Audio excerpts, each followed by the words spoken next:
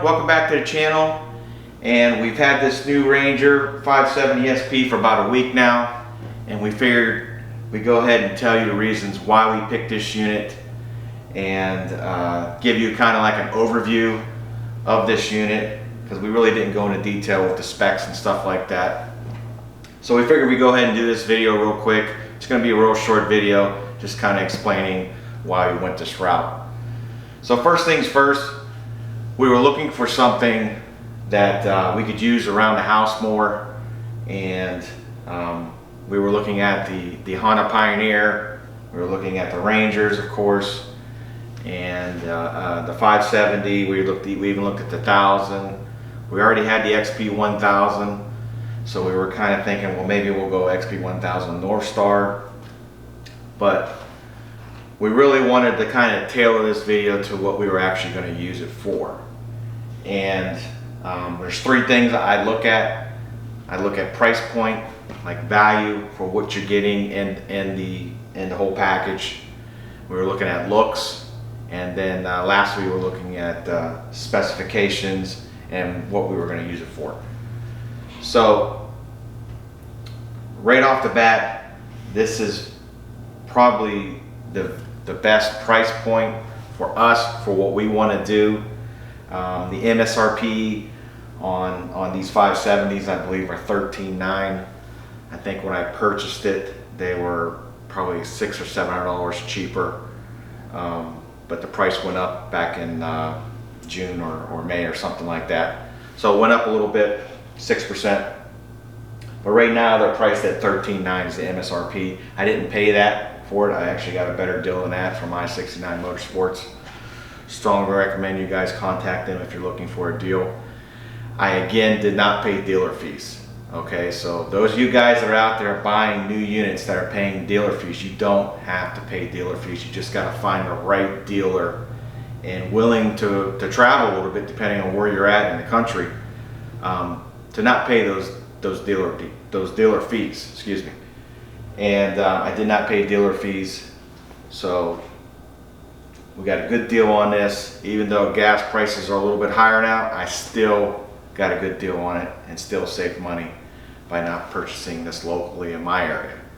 So it seems like Kentucky and Tennessee are the best areas, you know, to buy UTVs at this point. The last 3 UTVs that I've had, I've all either purchased in Kentucky or Tennessee. So that goes to tell you.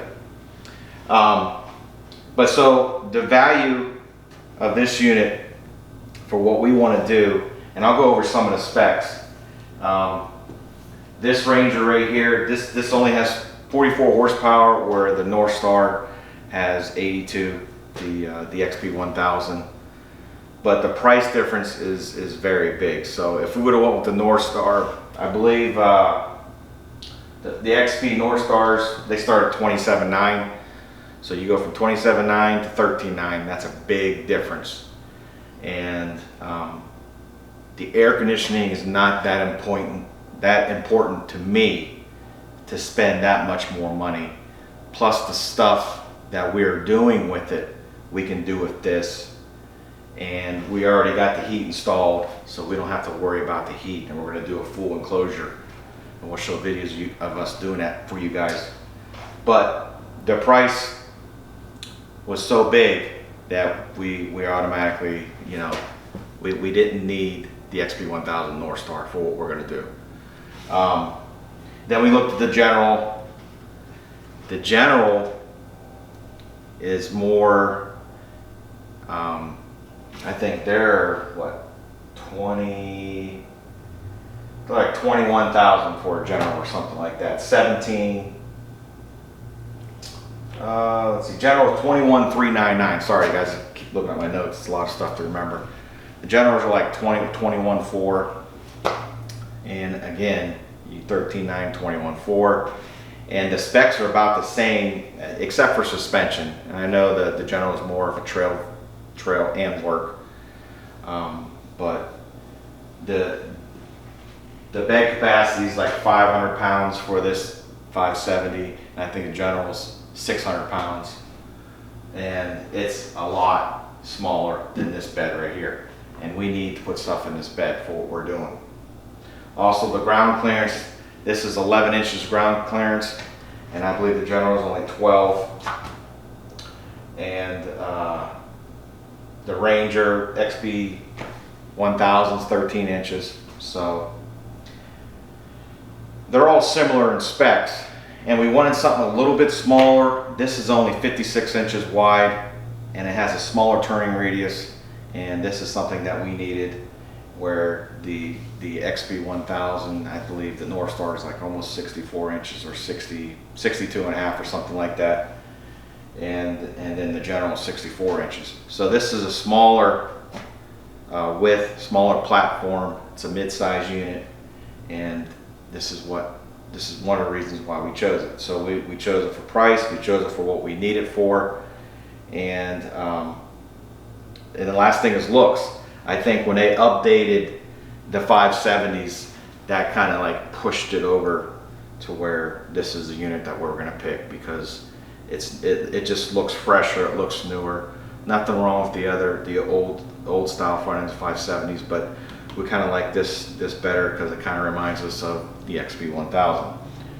So they're all, I think, eventually going to go over to this look. So this is the reason why we picked this unit here.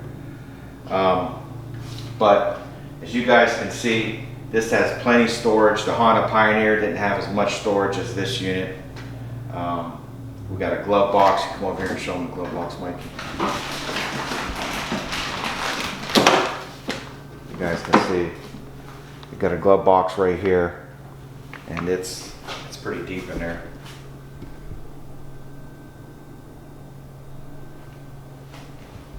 And then also this particular unit, this is the premium unit, and we got storage under the seat.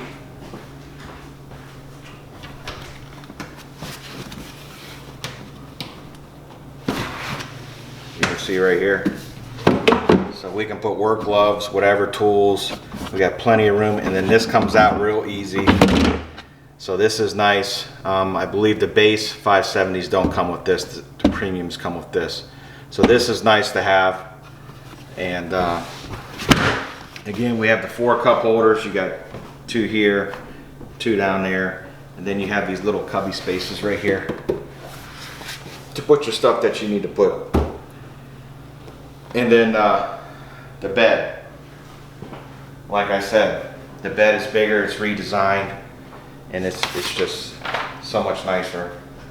And then I believe they changed the bed on the 570s, so now it's like a pickup truck bed tailgate. So,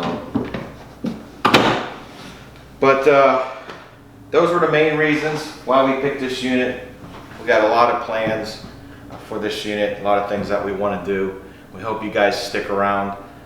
If you guys have any questions or anything like that, just comment down below. I'll be glad to answer them, just like on all my other videos.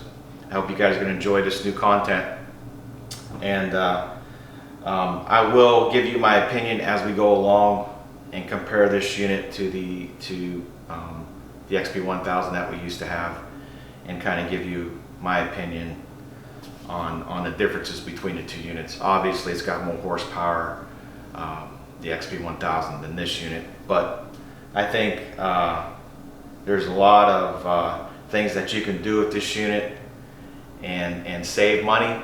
If you don't need to tow 2,500 pounds, this tows 1,500.